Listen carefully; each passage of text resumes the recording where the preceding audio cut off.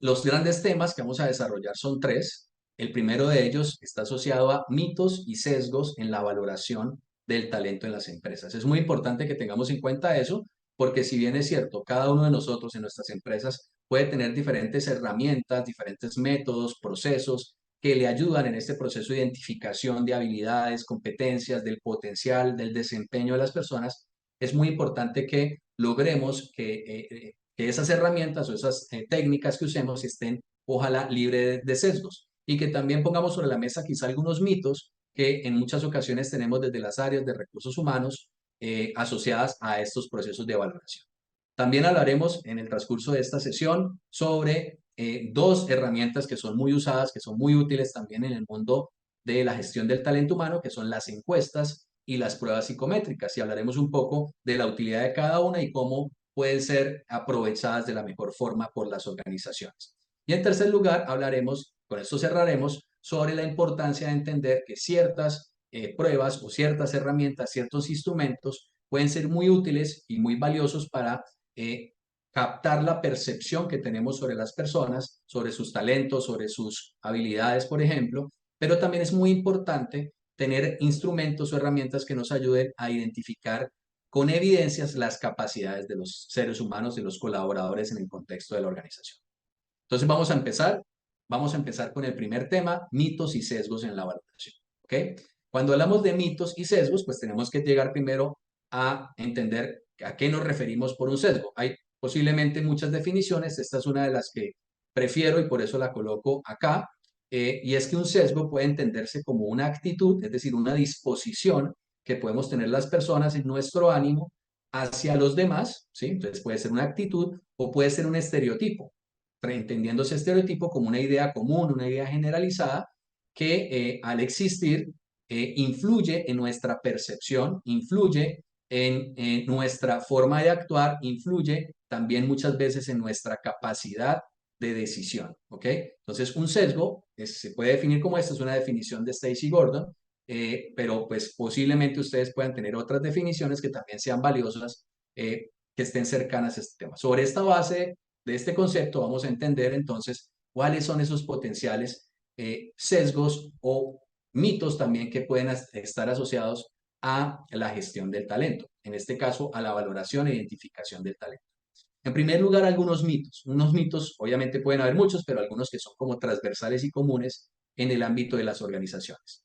En primer lugar, un mito que existe es que los sesgos son algo negativo y que solo las personas que tienen de pronto alguna intención, una mala intención, son los que los desarrollan o los que los usan. Y en ese sentido, quiero mencionar que los sesgos son algo natural en las personas. Cada uno de nosotros puede tener o puede desarrollar algunos sesgos que están vinculados, como ya mencionamos, a, por ejemplo, algún estereotipo, y eso es natural y hace parte de la naturaleza humana porque de la multiplicidad de informaciones que tenemos filtramos y muchas veces a veces usamos ciertos tipos de estereotipos o ciertos tipos de premisas para seleccionar lo más relevante que nos parezca en una situación. Entonces, lo primer mito que queremos un poco empezar a desmontar es que los sesgos no necesariamente son algo negativo, ni tampoco es algo que esté solamente vinculado a personas que tienen una intención negativa en algún aspecto organizacional o en algún aspecto del el contexto en general social. En segundo lugar, otro mito que es común. A veces podemos pensar que las habilidades, por ejemplo, de las personas son algo innato y que por ende las personas ya vienen con ese tipo de características. Estoy hablando de las habilidades. Y eso puede impedirnos el identificar o el concretar de que las personas podemos desarrollar habilidades y muchas otras cosas. Entonces, creo que esto es un paradigma que afortunadamente se han ido replanteando, es un mito que se han ido replanteando desde hace varios años en los temas de o en la gestión de las personas en las organizaciones, pero igual lo pongo sobre la mesa porque quizá todavía en algunos contextos puede permanecer la idea de que las habilidades son algo innato y que por ende no todo el mundo pudiese llegar a desarrollar X o Y habilidades. Tercer mito común. Existen formas de valorar el talento 100% objetivas y exentas de desviaciones. Y a veces pareciera que con el uso de la inteligencia artificial y ciertas tecnologías, creemos que eso puede ser cierto totalmente. Me refiero a que haya un 100% de algún instrumento o herramienta que nos ayude a valorar el talento de forma objetiva y sin desviación.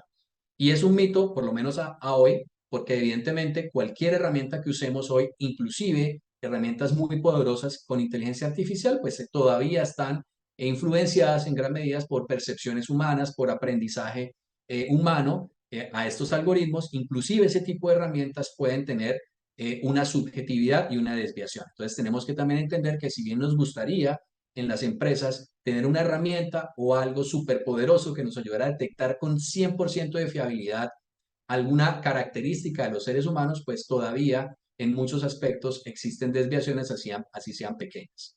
Y finalmente, como otro mito, todas las formas de valorar a las personas o de evaluar a las personas son igualmente o son igualmente fiables y son similares. Y ahí también tenemos que tener en cuenta que hay riesgos cuando usamos ciertos tipos de instrumentos o pruebas y los riesgos están asociados a que pueden existir algunos instrumentos de valoración que sean algunos menos fiables y tenemos que ser conscientes de que si usamos información con instrumentos no tan fiables podemos estar tomando decisiones equivocadas. ¿Ok?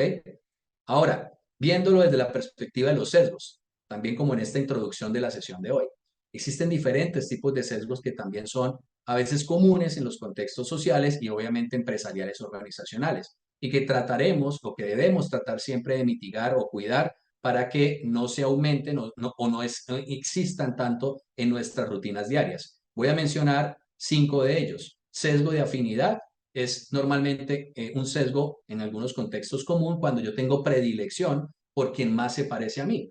Y eso quizá a veces en roles de liderazgo puede existir como un sesgo relativamente común. Si el líder o la lideresa tiene un conjunto de colaboradores y algunos de esos colaboradores quizá se parecen más en su forma de gestión a cómo es esa persona, quizá pueda existir una predilección sin mala intención, sin mala fe, simplemente porque los seres humanos tenemos esa orientación a acercarnos más a personas o a características de personas similares a las nuestras.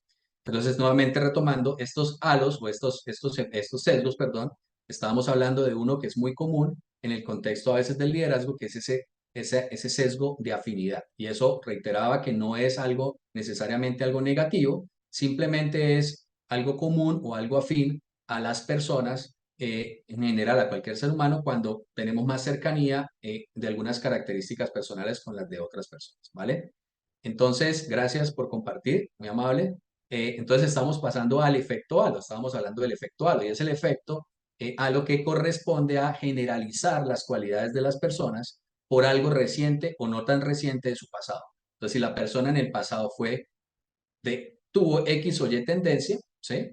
Entonces lo que estamos dándonos cuenta es que podemos estar proyectando, generalizando hacia el futuro esas cualidades de la persona sobre la base del pasado y no necesariamente eso es correcto.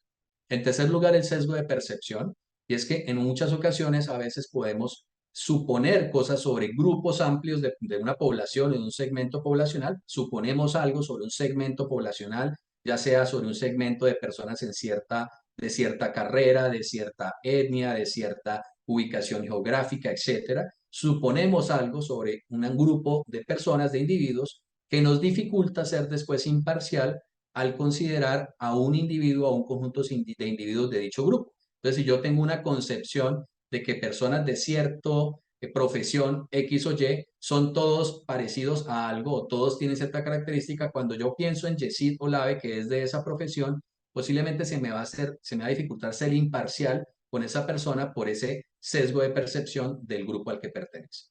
Sesgo de confirmación es que yo me apoyo normalmente en argumentos que favorezcan mi percepción y de pronto dejo a un lado argumentos que no son los que me lo están ayudando a solidificar o a soportar.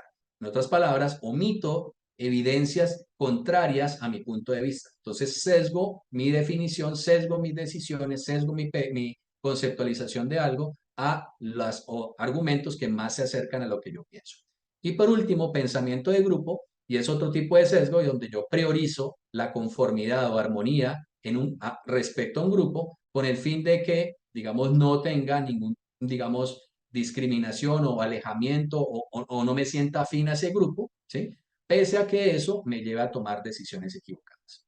Entonces, como nos damos cuenta, este tipo de sesgos son potencialmente algo que todos podemos estar expuestos en las organizaciones y es algo que desde las áreas de gestión humana, de recursos humanos, debemos tener claro cómo podemos minimizarlo para que cuando valoremos el talento, desde cualquiera de los procesos de valoración que pueden existir, pues no caigamos en ellos. Y por otro lado, dejemos también un poco a un lado o retemos algunos de los mitos, como por ejemplo los que acabamos de mencionar. ¿Vale? Entonces vamos a continuar.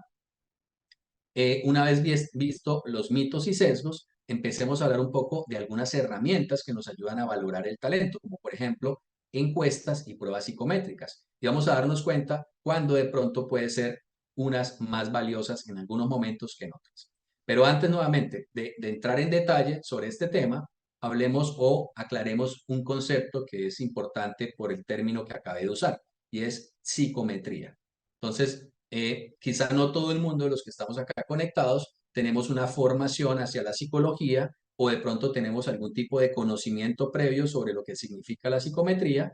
Entonces, básicamente la psicometría es aquella disciplina que pertenece al acervo de la psicología que se enfoca en medir y evaluar características psicológicas de las personas. Como por ejemplo, ¿cuáles pueden ser algunas características psicológicas de las personas? Su inteligencia, sus rasgos de personalidad, competencias, son características asociadas a la psiquis de las personas y en ese sentido la psicometría se encarga de, como disciplina, de buscar métodos y técnicas avaladas estadísticamente para poder medir de forma objetiva y confiable dichas características psicológicas. Por ende, la psicometría es una disciplina muy importante en el mundo de la gestión del talento, o debería ser, digamos, una disciplina que deberíamos propender porque exista más permeada en las áreas de gestión del talento cuando nuestra intención sea identificar alguna característica psicológica de las personas, como las que mencioné, como su inteligencia, por ejemplo, competencias, personalidad, etcétera, etcétera. Ahora bien, sobre ya esta definición de psicometría, entonces abordemos algunos de estos herramientas o elementos que nos pueden ayudar, como son el caso de las encuestas y las denominadas pruebas psicométricas. ¿Ok? Entonces, ¿cuál es mejor? ¿Sí? ¿Cuál uso? ¿Cuál debería ser la más provechosa para mi organización? La respuesta es, depende del propósito que tengas en tu organización, depende de lo que quieras medir y depende del uso que le quieras dar a la información que vas a obtener con este tipo de instrumentos. ¿Ok? ¿En qué sentido? Las encuestas, pues evidentemente, posiblemente algunos de nosotros en nuestra vida profesional o en nuestra vida personal hemos respondido en algún momento a alguna encuesta de cualquier tipo, encuestas públicas, encuestas ya más cerradas, etcétera. Y las encuestas se entienden como un conjunto de preguntas que están tipificadas y que van dirigidas a una muestra representativa de un grupo, ¿sí? Y que su principal intención es averiguar estados de opinión o conocer cuestiones que afectan a las personas, ¿ok? Entonces, debemos entender que las encuestas son preguntas dirigidas a una muestra que tienen como finalidad averiguar estados de opinión. ¿Y eso es valioso para las áreas de recursos humanos? Claro que sí, lo es. Y existen muchos tipos de encuestas que pueden sernos muy útiles. Pero, como todo, como lo mencioné hace un momento, depende también para qué queramos usar esa información, porque no necesariamente el hecho de que las encuestas sean muy provechosas y sean útiles en el contexto de la gestión del talento en las organizaciones, nos pueden ayudar para tomar decisiones de cierta índole. Por otro lado, encontramos las pruebas psicométricas, ¿sí? Las pruebas psicométricas son instrumentos de evaluación que han sido diseñados, que tienen una estructuración para medir características psicológicas observables, como por ejemplo pueden ser las competencias y habilidades. Y ahí aparece nuevamente el término psicométrico, que está vinculado a la definición de hace un momento de psicometría. Es decir, son pruebas que se construyen sobre la base de conocimiento de la psicometría y por ende implican que tienen una connotación de validación estadística sobre el nivel en el cual logra medir, en este caso, alguna característica psicológica observable de las personas. Como por ejemplo, ya mencioné, competencias y habilidades. Entonces, ambas, por ejemplo, en estas dos opciones que estamos viendo acá, son muy valiosas, provechosas, pero tenemos que tener claro para qué las usamos. Si yo quiero medir una característica psicológica de una persona, un grupo de personas, potencialmente las encuestas quizá no sean la mejor opción. Si yo, por otro lado, lo que quisiera es conocer el estado, el pulso de opinión sobre alguna situación en mi empresa, quizá hacer una prueba psicométrica para eso no tendría como mucho sentido bajo el propósito que estamos hablando. Entonces, esto a nivel contextual, ya vamos a entrar un poquito más en detalle, pero a nivel contextual como para entender en qué momento pudiese yo usar o no algunas de estas opciones que estamos viendo, entre encuestas y pruebas psicométricas. Vamos a avanzar. Eh, una vez entendiendo que las pruebas psicométricas son una de estas herramientas superpoderosas o pueden llegar a ser una de estas herramientas superpoderosas para ayudarnos a medir características psicológicas de las personas en general y en el ámbito empresarial en particular, pues es muy importante que también entendamos que las pruebas psicométricas nos deben garantizar validez y fiabilidad. ¿Qué significa eso? Significa que las pruebas psicométricas, si yo decido utilizar una prueba psicométrica para medir alguna variable psicológica de las personas en mi empresa, pues yo debo indagar o validar o preguntar cuál es la validez que tiene esa prueba y entendiendo por validez el nivel de precisión con el que esa prueba mide lo que dice que quiere medir, ¿sí? Y para eso, como ya mencioné, existen algunos tipos de tratamientos de análisis estadístico y psicométrico que cuando se construye una prueba arrojan unos datos que nos dicen la validez de esta prueba es alta por estos análisis estadísticos matemáticos al aplicarlo pues obviamente a una población determinada. Y por otro lado aparece la fiabilidad, es decir, el grado en el que el grado de precisión en que la prueba es capaz de reproducir, ¿sí?, resultados similares en mediciones diferentes. Entonces, si yo aplico una prueba psicométrica en un contexto organizacional, por ejemplo, en México, pero la aplico en otro contexto en Chile y la prueba varía mucho y se distorsiona, puede ser que esa prueba no sea fiable. Si es que estoy queriendo medir una habilidad del mercado laboral latinoamericano, porque varía en cuanto a reproducirla en un país de un país a otro.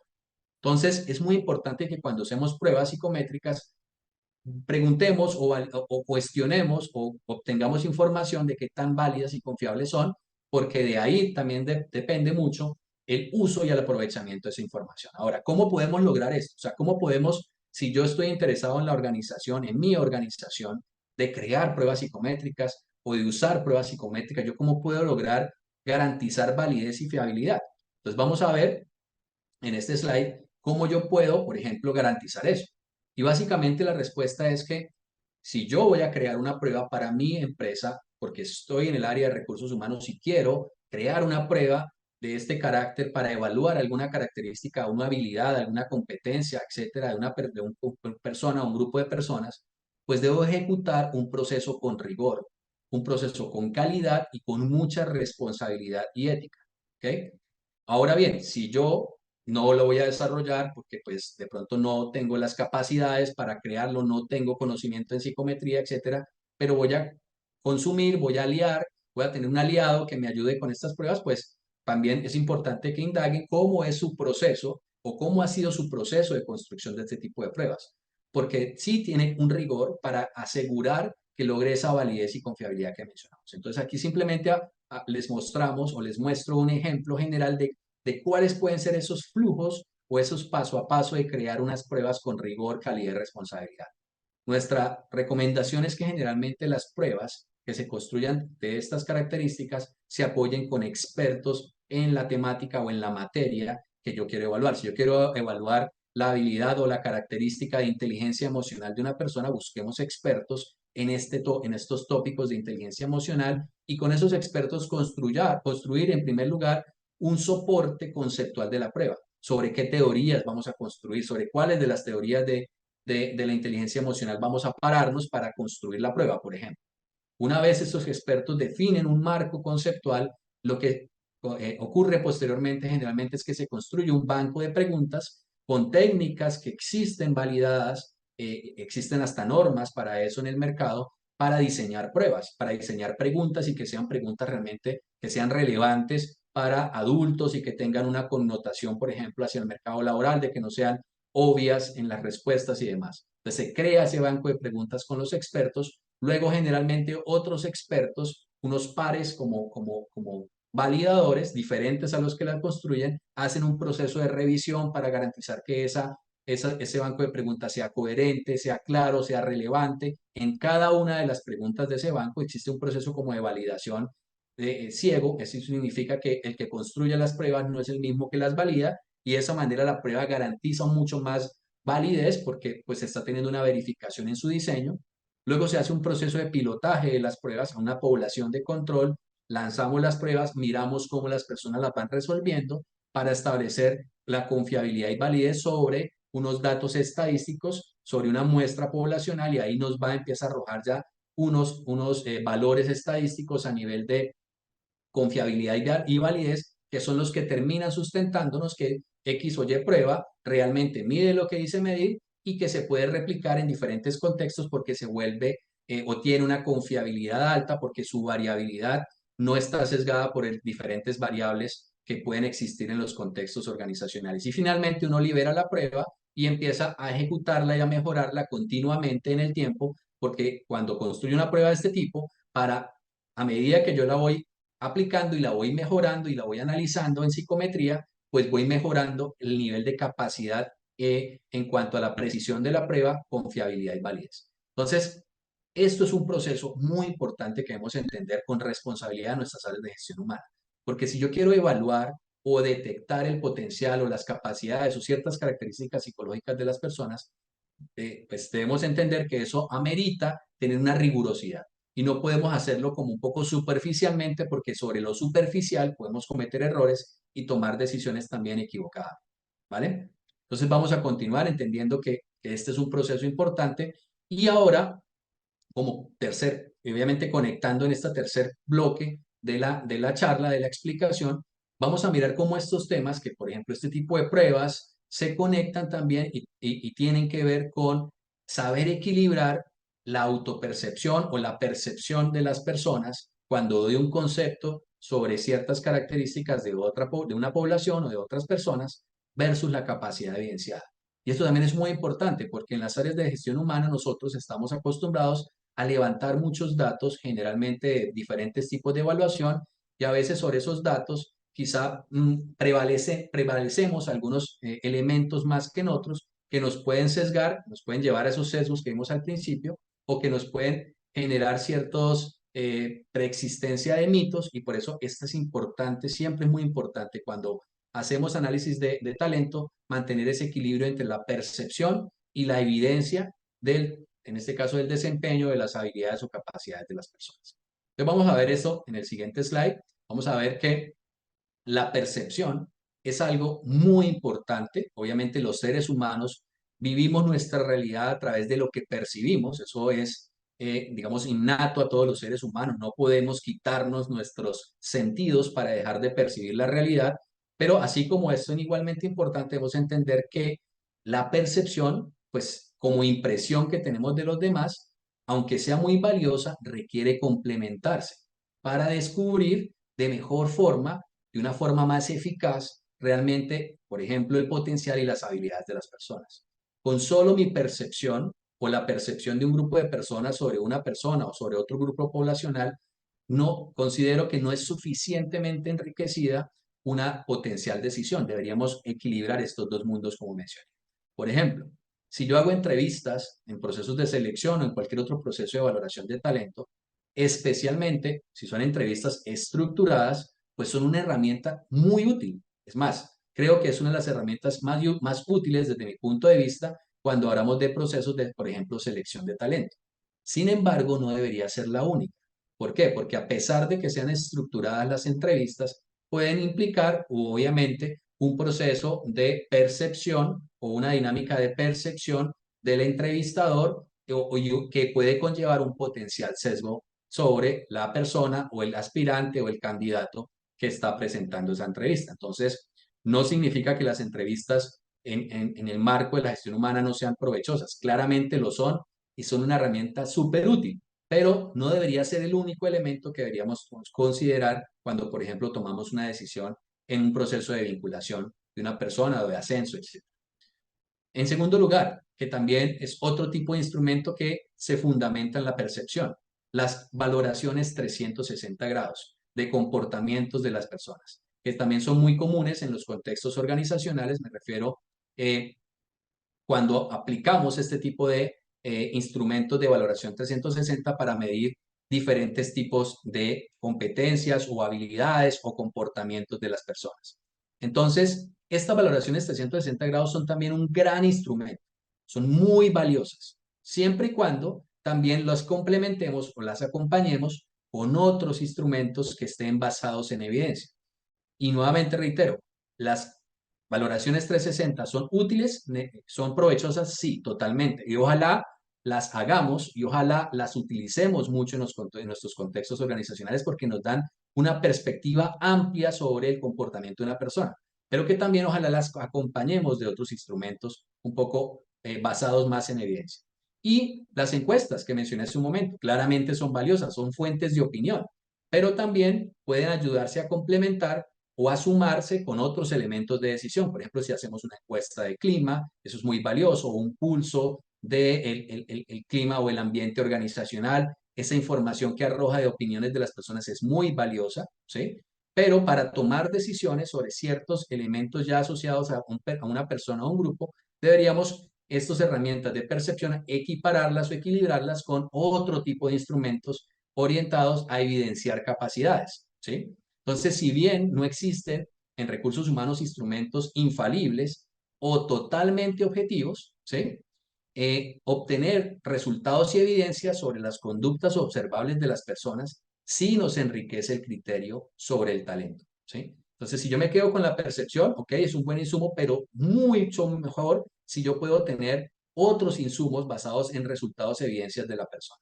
Y ahí entran otro tipo de instrumentos, otro tipo de herramientas que en conjunto nos ayudan a crear una visión mucho más amplia sobre las habilidades, el desempeño, las competencias, los rasgos de personalidad de las personas. Como por ejemplo, ¿cuáles?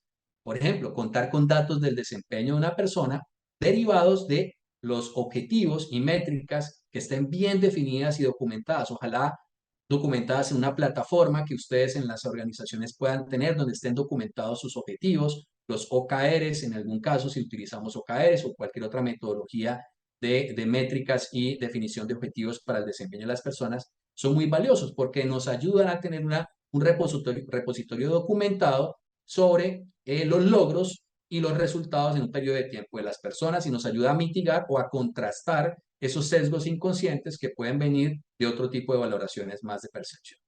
Y nuevamente acá también aparecen las pruebas psicométricas. ¿Por qué? Porque nos ayudan a hacer análisis entre diferentes grupos poblacionales, nos ayudan a garantizar que las puntuaciones sean interpretables porque se comparan con certeza estadística entre personas y nos ayudan a garantizar un mejor nivel de la medición de esa característica psicológica que yo quiero medir, por ejemplo, las habilidades y competencias. Entonces, si yo uso una prueba psicométrica, ¿sí?, que me arroja estos datos con una base estadística sólida a nivel de validez y confiabilidad, claramente me está ayudando a tener una mejor visión, un mejor entendimiento del potencial, las capacidades de las personas. Entonces, en síntesis, es muy importante el mensaje acá, es muy importante equilibrar estos dos mundos. Herramientas e instrumentos basados en la percepción 360, súper importantísimo que lo tengamos en las empresas. Encuestas, súper importantísimo que lo tengamos en las empresas. Evaluaciones formales de desempeño basado en objetivos, muy valioso que existan en las organizaciones. Pruebas psicométricas, idealmente para medir habilidades y competencias, súper valioso. Y ojalá todo eso yo lo pueda tener con una plataforma que esté pues conectada y que me ayude a unir todo este mundo de información para que las decisiones que tomamos estratégicas en HR que tocan a las personas, tocan a las áreas, tocan al negocio, realmente estén basadas en esta vista mucho más enriquecida ya. ¿Ok? Vamos a avanzar para ya empezar a cerrar esta explicación y dar paso a algunas resolución de algunas preguntas, de algunas inquietudes que puedan ir teniendo en el transcurso de la conversación. Les pido el favor a quienes posiblemente en este momento puedan tener alguna pregunta y no la han hecho, la documenten, la escriban en el chat para ahorita más tarde empezar a revisar con el apoyo de Marcela. Nos vamos a mirar cómo consolidamos y yo les puedo ir dando respuesta. Aquí yo planteo una, obviamente, que está asociada al título de la charla de hoy. Entonces, ¿cómo descubrir el verdadero potencial del talento? ¿Cómo hago para descubrir el verdadero potencial del talento? Y esta es una pregunta que yo hago acá, obviamente para responderla para todos, como una síntesis de esta conversación, de esta charla que estamos, con la cual estamos iniciando la nueva temporada de Skilled. Entonces, ¿cómo descubrirlo? El verdadero potencial.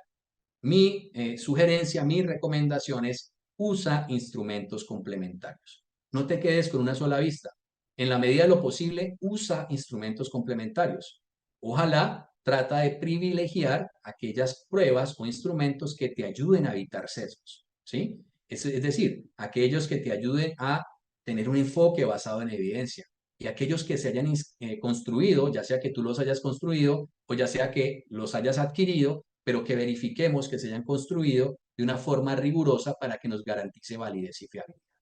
Es la recomendación que les hago, ese equilibrio, sano equilibrio entre utilizar instrumentos de valoración desde la percepción, utilizar instrumentos de valoración basados en evidencia, complementar, integrar toda esa data de las personas, que es algo que iremos a ver poco a poco en las próximas sesiones y de paso los invito y las invito a que asistan a la próxima sesión el próximo jueves de hoy en 8 días. Vamos a tener un complemento a esta sesión desde lo práctico. Vamos a ver cómo, por ejemplo, utilizar o cómo entender ciertas pruebas de este tipo, ciertas pruebas basadas en evidencia, cómo son útiles, cómo nos pueden ayudar a mitigar sesgos. Eso lo veremos entonces en la próxima sesión y de paso invitados y en todas las demás sesiones porque hablaremos más adelante en las próximas sesiones a futuro de cómo después de que tenemos estas valoraciones logramos con esos datos aprovecharlos para no solamente identificar estas habilidades y capacidades de las personas, sino también para ayudarles en su proceso de desarrollo, crear planes más personalizados, más enfocados,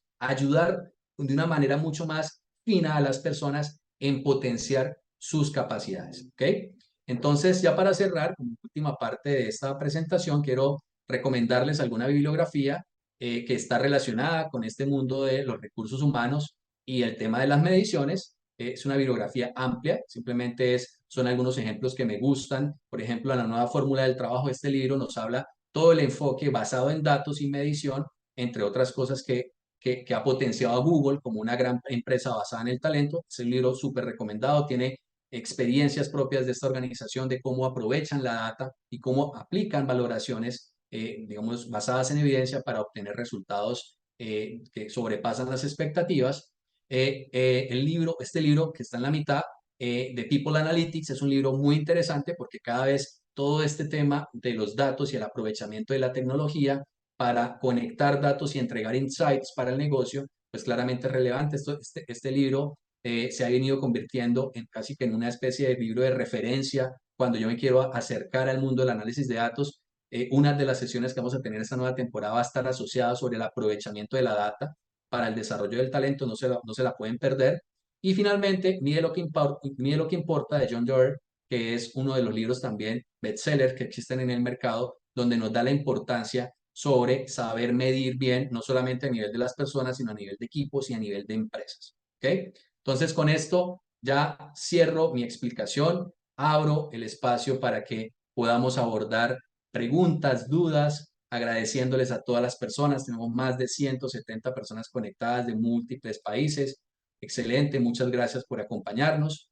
Entonces, bueno, los invito a que si hay preguntas, Marcela, si me pueden ayudar o alguien me puede ayudar a compartir qué preguntas han estado conectándose en el chat o qué preguntas pueden haber surgido, con mucho gusto para empezarlas a resolver. Mientras me transmiten algunas, voy leyendo acá algunas cosas del chat. No sé, Marcela, si tengas ya algunas tú. Sí, acá estoy viendo una, Yesid, de Sandra, que dice cómo promovemos la participación continua en el uso de estos instrumentos y que no se vea como una carga adicional para las personas en el negocio. Ok, muy valiosa, creo que es una pregunta muy relevante. Yo creo que se me ocurren dos elementos como claves en este propósito.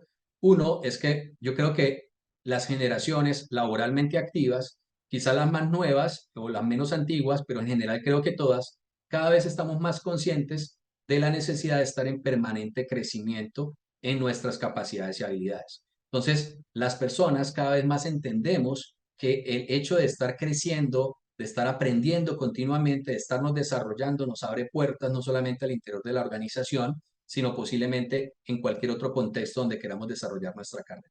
En ese sentido, mi invitación, mi sugerencia es que presentemos este tipo de procesos como un proceso que conecte a las personas desde su crecimiento personal y profesional, para que lo entendamos así, no como una carga, como mencionan, como una obligación, sino mira, tú quieres seguir creciendo en tus habilidades de inteligencia emocional para que puedas conectar mejor con tu familia, mejor con tu, no sé, con tus compañeros de trabajo o con cualquier, o tengas una oportunidad de crecimiento quizá futuro en otro tipo de roles. Oye, es muy importante para ti esto. Entonces, esa es una recomendación, que lo conectemos desde ese deseo intrínseco de las personas de crecer. Y por otro lado, creo que ya, digamos, desde el punto de vista de las personas, por otro lado, desde la perspectiva quizá más organizacional, quizá una forma también de promoverlo, de que no sea visto como una especie de carga o obligación, quizá también esté asociado a la manera como de pronto a veces las construimos, que pueden ser quizá muy engorrosas o de pronto muy complejas, ¿sí? O que desgastan a las personas por mucho tiempo. Entonces también ahí tenemos que saber diseñar instrumentos que sean muy eficaces, muy fiables, pero también muy ágiles, ¿sí? Sin caer en un contexto de que levantemos información superficial. Y para eso es súper importante eso que les mencionaba hace un momento, tener un proceso estructurado que realmente nos ayude a afinar las pruebas y hacerlas cada vez como más ágiles, más sencillas, también más a nivel de experiencia de las personas, más agradables en estética, en uso, etcétera. Serían mis dos recomendaciones principales. Gracias, Marcela y Sandra, por la pregunta. ¿Alguna otra, May Marce? Sí, mira, Diana Teresa nos dice cuáles son las principales métricas que deberíamos tener en el área de desarrollo del talento. Ok. Las principales Oh, métricas. esa es una gran pregunta y creo que gran parte de la respuesta la vamos a poder ver en las próximas sesiones de Skill. Entonces, invitada de una vez, pero a todos de una vez a que estemos en esos espacios, porque ahí vamos a resolver cosas asociadas a cómo uso los datos, cómo me pueden ayudar a desarrollar, por ejemplo, el talento. Pero bueno, para no hacer mucho spoiler de lo que viene, pero igual voy a dar como una recomendación, un par de recomendaciones al respecto. Yo creo que hay una métrica o algunas métricas que pueden estar vinculadas que son claves para el desarrollo del talento, está asociado a eh, el nivel evolutivo que la persona ha venido teniendo sobre las habilidades claves para su rol, ¿sí? Y esa es una métrica que se consigue cuando yo aplico de forma, pues, continua, no permanente, pero sí de forma continua, con ciertos periodos de tiempo, aplico valoraciones sobre ciertas habilidades clave. Entonces, si yo estoy en el área de ventas o estoy en el área de atención al cliente y estoy una persona que atiende clientes digamos, al arranque digamos, de mi proceso en el rol o en el arranque del año, tengo una medición sobre X habilidad, por ejemplo, cómo manejar objeciones, y yo al cabo de 3 meses, 6 meses, X tiempo, puedo ser nuevamente valorado, ¿sí? Y más adelante puedo volver a ser valorado. Esa métrica que surge de ver la evolución de las personas es muy valiosa. No la foto unificada, sino la evolución. Entonces yo diría que hay una métrica muy interesante y es ese contexto evolutivo, la trayectoria de la persona, el sacar insights de cómo la persona puede ir subiendo o bajando por si diferentes circunstancias, eso es una métrica muy relevante. A veces quizá nosotros en gestión humana o en recursos humanos, quizá estamos a veces acostumbrados y era entendible porque no teníamos toda esta tecnología que hoy tenemos hoy, por ejemplo, para el tema de datos, de ver como muchos datos aislados o fotos, ¿sí? De momentos, pero con la tecnología que hoy tenemos y con tantas plataformas que hoy podemos usar para esto, ese tipo de métricas evolutivas son súper valiosas, ¿sí? Y por otro lado, otra métrica que debería estar como muy conectada, bueno, la primera a nivel de las personas, ahora me voy como para el otro contexto, el contexto más corporativo, empresarial, otra métrica que deberíamos estar, o no que deberíamos, sino que sería recomendable que tuviésemos conectado, es cómo podemos identificar las capacidades de las personas conectadas con objetivos de negocio, ¿sí? Por ejemplo, si un OKR o un objetivo de negocio está vinculado a la transformación digital del negocio, un reto de negocio, un objetivo estratégico de negocio, yo cómo puedo saber si mi talento clave de la organización tiene ciertas habilidades para eso. Y esa métrica que conecta la capacidad de las personas con el OKR o con el objetivo de negocio, esa conexión es súper importante y es un insight muy valioso para los tomadores de decisiones. Ahí tenemos nosotros desde Recursos Humanos un gran potencial de ser esos partners de negocio para con estos datos que están asociados, por ejemplo, a habilidades y competencias, también empezar a conectar con capacidad organizacional. ¿Vale? Gracias por tu pregunta. Vendrán muchas más respuestas en las próximas sesiones, pero bueno, eso es lo que quisiera como adelantar para esta pregunta muy valiosa que nos hace. ¿Alguna otra inquietud, Marce? Varias, Yesid. No sé cómo vamos a hacer, Tenemos pero tiempo lo para responder. lograremos, lo lograremos. Ok, Mira, ok. Flori López dice, un ejemplo de datos de desempeño de una persona derivado de objetivos y métricas podría ser el porcentaje de errores hablando en términos de calidad. O sea, ¿nos puedes dar algún ejemplo?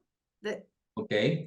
Mira, bueno, voy a tomar ese ejemplo particular que nos ponen en la pregunta porcentaje de errores. Digamos que voy a extrapolar un poco, contextualizar, quizá imaginándome aquí un poquito el contexto de una empresa de producción que pues un operario, una operaria tiene pues obviamente una dinámica en su rol que tiene que pues ayudar a crear un producto final y pues en ese proceso productivo minimizar la cantidad de desperdicio, la cantidad de errores. Digamos que un poco contextualizando la pregunta. Ahora, ese tipo de métricas que acabamos de mencionar, por ejemplo, porcentaje de errores, etcétera, quizá desde mi óptica personal yo la veo más como una métrica de proceso, como un KPI de proceso, como un Key Performance Indicator de proceso, que también está eficientado el proceso. Y eso no significa que no sea una posibilidad de que se pueda conectar como una medida de desempeño de la persona. Yo creería que sí es una métrica que puede ser usada como un factor basado en evidencia en este proceso, ¿sí?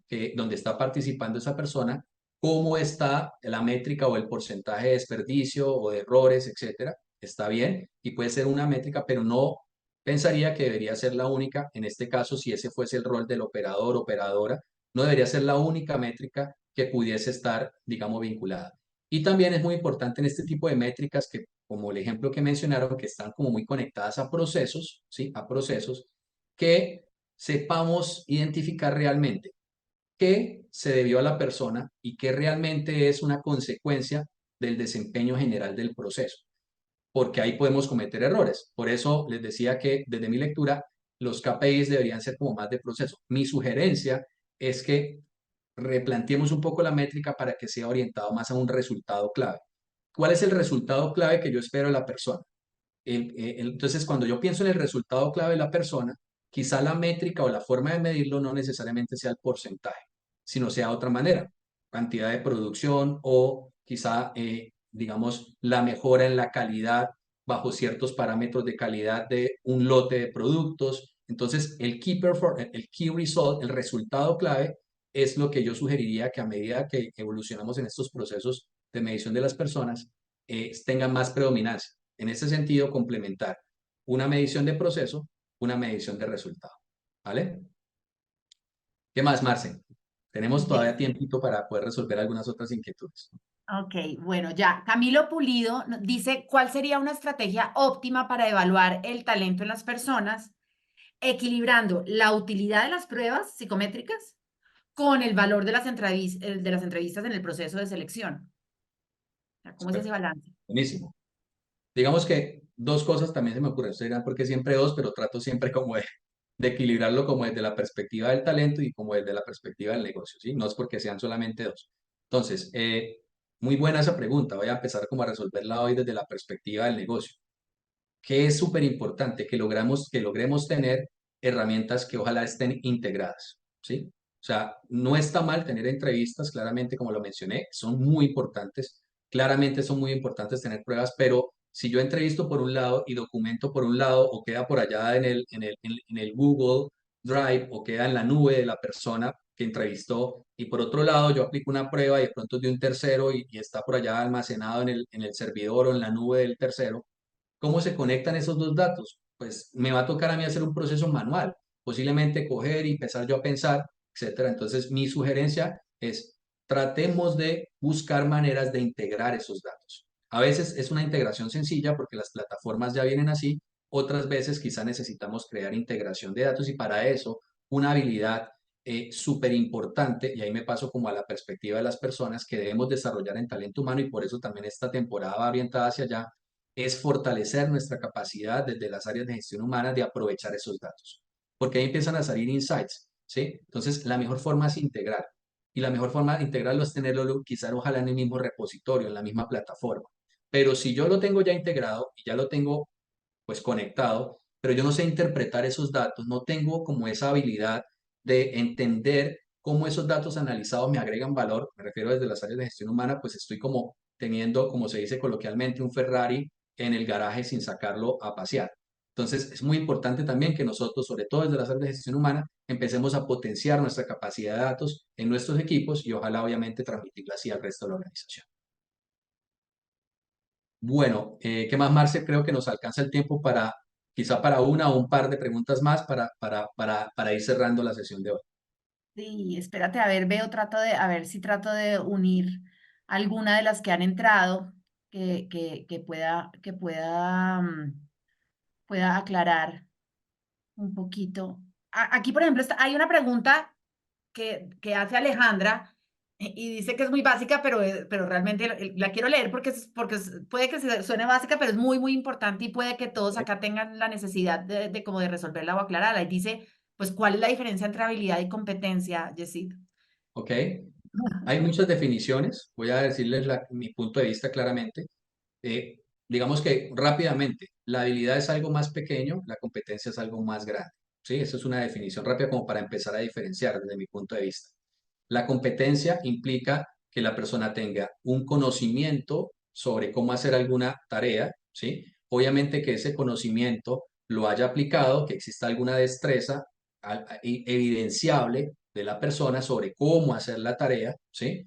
Y obviamente también, además de que exista un conocimiento, una aplicación, una destreza, pues generalmente derivada de la experiencia, que la persona también pues haya demostrado un buen desempeño o un gran desempeño haciendo en la vida real este tipo, pues en este caso, de capacidades o poniendo en práctica este tipo de capacidades. Las habilidades en ocasiones pueden ser visto como algo más concreto, más pequeño, no necesariamente las habilidades requieren un conjunto de conocimiento tan amplio o está basado en un conocimiento conceptual teórico. Yo puedo ser hábil, no sé, en algún tipo de destreza física y no necesariamente es porque estudié o me preparé o tomé un curso o etcétera, ¿sí? Sino está más conectado como a una habilidad, a una destreza basada en la experiencia, en la aplicación. Y cuando yo conecto la habilidad y la empiezo a trabajar desde una perspectiva del conocimiento, de la experiencia, del desempeño, se empieza obviamente a volver una competencia de la persona, algo más, digamos, como profundo en el ser humano, en este caso en los contextos empresariales. Entonces, es una definición que como te la transmito, trata de verlo. Nosotros, por ejemplo, en Ubits, vemos más o menos lo mismo. Vemos que tenemos unas competencias grandes, por ejemplo, la competencia de inteligencia emocional, por seguir con el ejemplo que mencioné hace un rato, y dentro de ella pueden haber habilidades, como por ejemplo asertividad en la comunicación u otro tipo de habilidades dentro de una competencia mayor.